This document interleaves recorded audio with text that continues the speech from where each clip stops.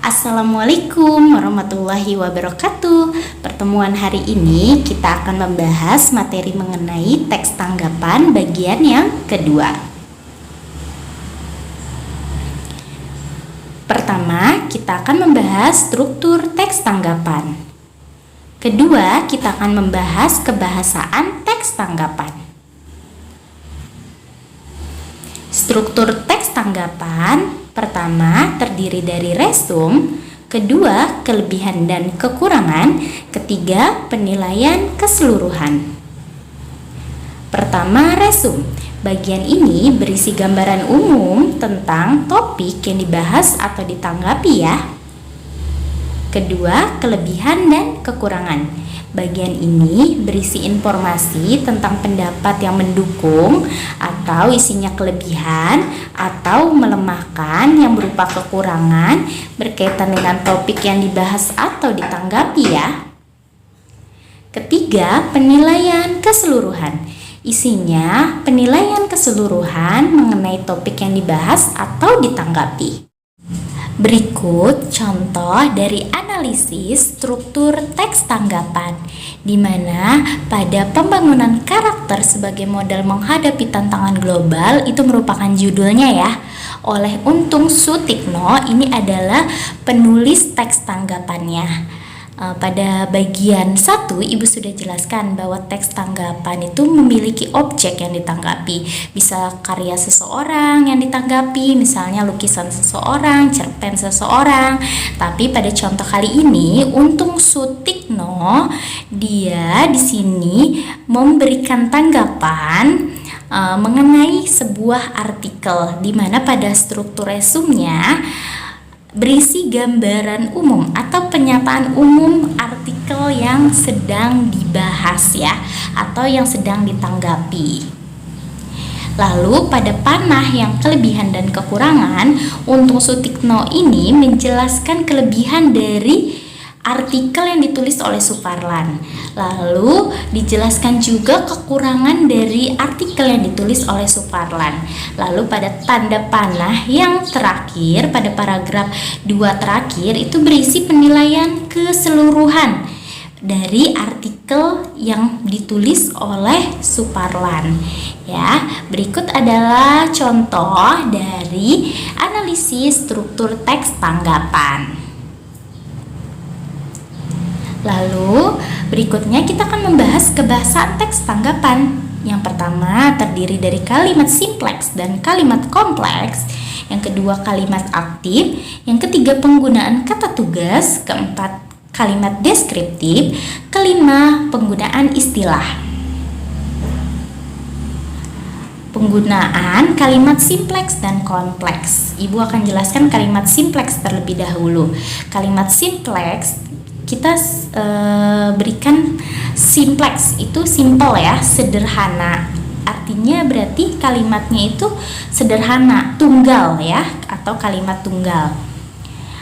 Kalau secara definisi, kalimat simpleks adalah kalimat yang hanya memiliki satu struktur atau pola kalimat. Sederhana kan?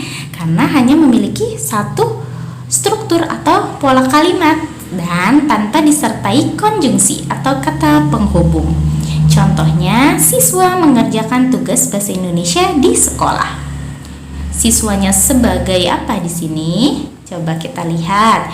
Siswa sebagai subjek, mengerjakan sebagai predikat, tugas bahasa Indonesia sebagai objek, di sekolah sebagai keterangan tempat. Ya, di sini terdiri hanya satu pola kalimat, yaitu SPOK ya, atau satu struktur, dan tidak ada atau tidak disertai oleh kata penghubung ya. Kalimat kompleks. Kompleks berarti rumit atau bisa juga disebut majemuk. Secara definisi, kalimat kompleks adalah kalimat yang memiliki lebih dari satu struktur pola kalimat dan disertai konjungsi atau kata penghubung. Jadi, kalau simpleks itu hanya terdiri satu pola kalimat, kalau kompleks itu lebih dari satu pola kalimat.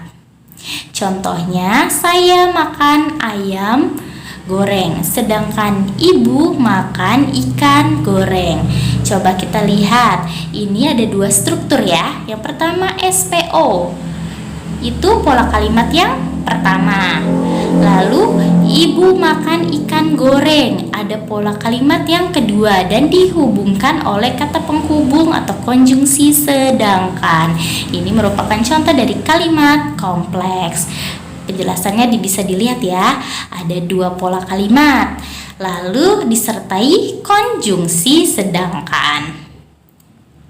Yang perlu kalian ketahui, kalimat kompleks atau majemuk dibagi lagi menjadi dua. Ada kalimat kompleks paratatik atau kalimat majemuk setara, dan ada kalimat kompleks hipotatik atau kalimat majemuk bertingkat. Kalimat kompleks paratatik tadi sudah Ibu jelaskan ya. Kalau kalimat kompleks itu ada dua struktur ya, atau bisa dibilang lebih dari satu struktur. Di sini misalnya ada dua struktur atau lebih, namun maknanya itu sejajar atau setara. Yang perlu diingat cirinya itu menggunakan konjungsi penambahan seperti dan ya, serta, lalu menggunakan konjungsi pemilihan yaitu atau ya, menggunakan konjungsi pertentangan sedangkan, tetapi, melainkan. Ada contohnya Ibu? Ada. Coba kita lihat. Contoh kalimat kompleks paratatik atau majemuk setara. Ibu membeli buah anggur dan buah apel di pasar. Ini ada dua pola kalimat ya. Yang pertama, ibu membeli buah anggur. Lalu ibu membeli buah apel ya. Lalu dijadikan satu atau dijadikan kalimat majemuk dengan disertai kata atau konjungsi dan ya. Nah, dan ini ciri dari konjungsi kompleks paratatik yang menyatakan penambahan. Begitu juga yang B, kami ikut berangkat atau sendiri menunggu di rumah nenek, atau ini merupakan ciri dari kalimat kompleks paratatik yang menyatakan pemilihan. Adiknya selalu bangun pagi, sedangkan kakaknya selalu bangun siang. Ini juga ada dua pola kalimat. Adiknya bangun pagi, kakaknya bangun siang. Lalu dihubungkan dengan konjungsi sedangkan yang merupakan ciri dari kalimat kompleks paratatik. Ya, dihubungkan dengan konjungsi sedangkan ya. Sedangkan ini merupakan ciri dari konjungsi kalimat kompleks paratatik. Lalu kalimat kompleks hipotatik.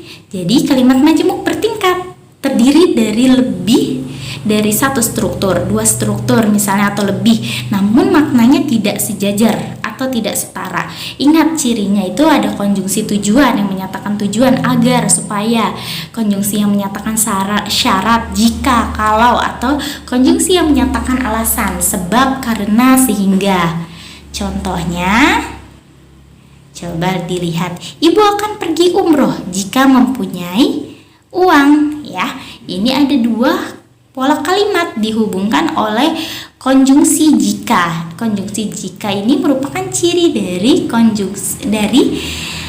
kalimat kompleks hipotatik. Sama yang B juga ya, adik tidak berangkat ke sekolah karena ia terlambat bangun pagi. Ada dua pola kalimat ya, adik tidak berangkat ke sekolah dan adik atau ia terlambat bangun pagi dihubungkan dengan konjungsi karena yang merupakan ciri dari kalimat kompleks hipotatik.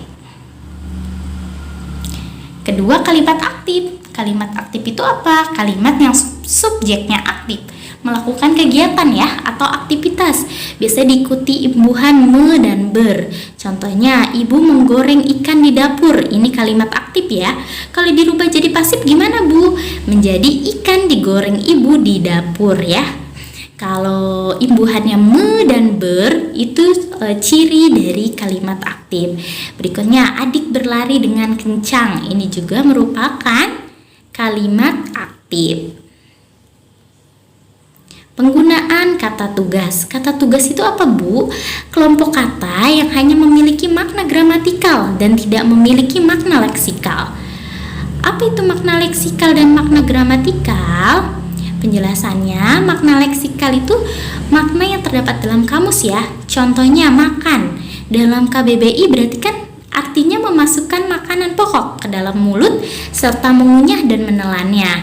Dan makan di sini tanpa ada tambahan kalimat lain sudah jelas ya maknanya ya, bahwa memasukkan sesuatu ke dalam mulut dan mengunyahnya.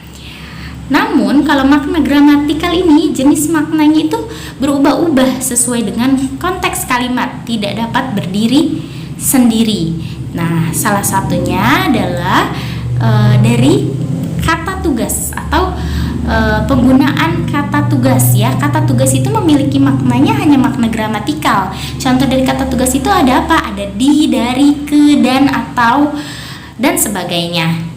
Coba Ibu jelaskan ya. Kata tugas itu terdiri dari preposisi, kata depan, di, ke, dari. Itu kan tidak memiliki arti kalau tidak dihubungkan dalam sebuah kalimat atau tidak dihubungkan dengan kata-kata yang lain ya. Dia tidak memiliki arti, jadi tidak dapat berdiri sendiri. Lalu konjungsi, dan, atau, sedangkan, dan sebagainya, masih banyak konjungsi yang lainnya ya. Lalu interjeksi, oh, why, wah, amboy, dan sebagainya. Dan artikula atau kata sandang, si, sang, dan sebagainya. Ini tidak bisa berdiri sendiri, harus diikuti oleh kata lain ya, sesudahnya atau sebelumnya. Penggunaan kalimat deskriptif, yaitu kalimat yang berisi gambaran sifat-sifat atau ciri-ciri khusus suatu objek seperti benda, manusia, peristiwa, fenomena, dan sebagainya. Contohnya, smartphone adalah sebuah alat komunikasi yang canggih. Ini berarti kalimat ini mendeskripsikan sebuah smartphone ya, atau handphone pintar ya. Lalu yang kelima, penggunaan istilah. Istilah itu kata ya, atau gabungan kata yang khusus menjelaskan konsep tertentu. Jadi penggunaan istilah itu menyesuaikan konteks kalimat. Contohnya di sini kita berikan contoh dalam sebuah kalimat. Setelah merasakan gangguan mata sejak lama, ibu baru mengetahui bahwa ada sedikit kerusakan pada kornea. Karena kita membahas tentang mata, jadi istilah yang muncul adalah kornea. Coba kalau kita bahas tentang misalnya tentang novel, pasti istilah-istilah yang munculnya itu adalah unsur intrinsik, ekstrinsik, lalu latar atau setting. Tapi karena berkaitan dengan mata, jadi istilah khususnya adalah kornea yang muncul.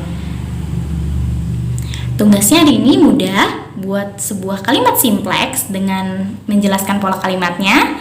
Lalu buat kalimat kompleks paratatik dengan menjelaskan pola kalimatnya. Lalu buat kalimat kompleks hipotatik dengan menjelaskan pola kalimatnya. Dan buatlah sebuah kalimat aktif dan dijelaskan juga pola kalimatnya. Terima kasih, semoga paham ya dengan penjelasan dari Ibu. Wassalamualaikum warahmatullahi wabarakatuh.